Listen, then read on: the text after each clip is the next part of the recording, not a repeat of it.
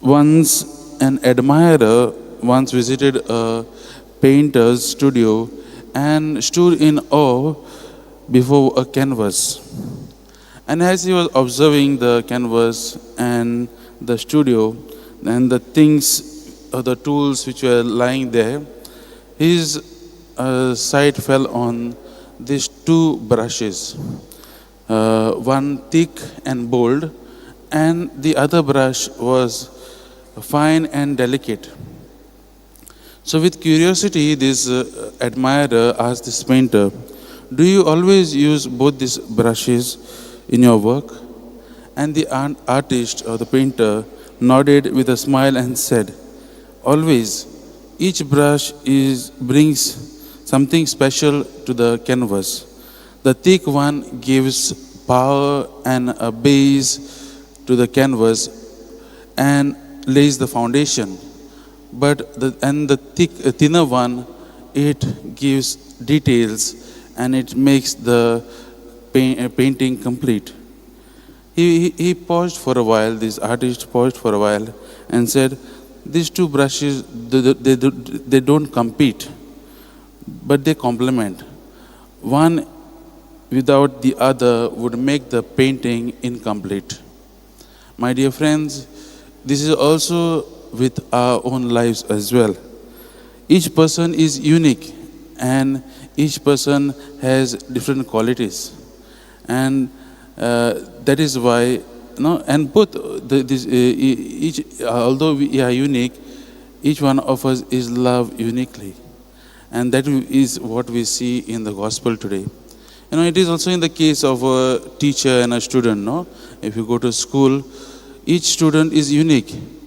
But also what is important is the relationship between teacher and the student.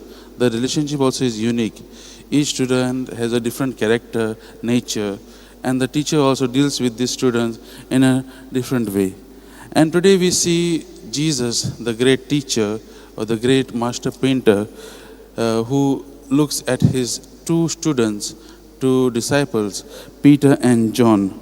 We saw yesterday Jesus having a one-to-one conversation with Peter, and we know that Jesus asked Peter this question, "No, Peter, do you love me?" And today we see Peter is more curious about the other, that is John. Although the name is not mentioned here, but John always writes the disciple whom Jesus loved.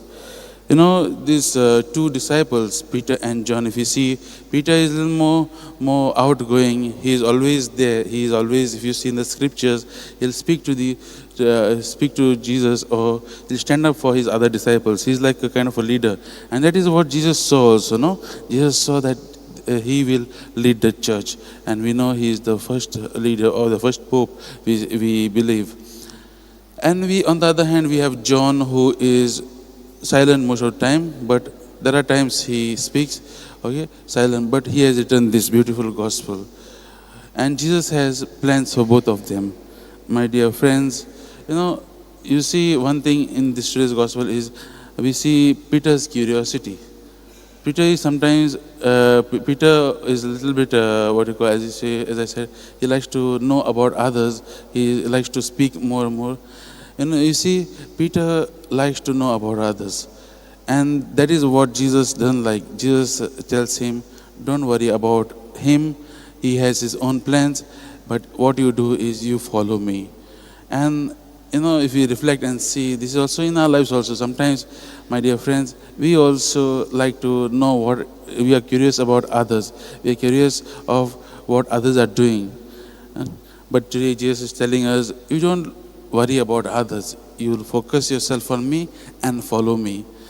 My dear friends, each one of us is unique. And each one has a role to play in this mission of proclaiming the kingdom of God.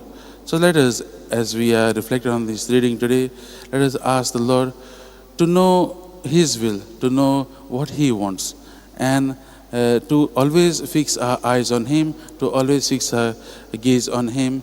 Whenever we are in any situation, and if we don't know anything, let us focus our full sight on the Lord. Having this having heard this reading today, let us ask for the grace that we grow more and more in love with Jesus, more and more close to Jesus, and that we follow in his footsteps.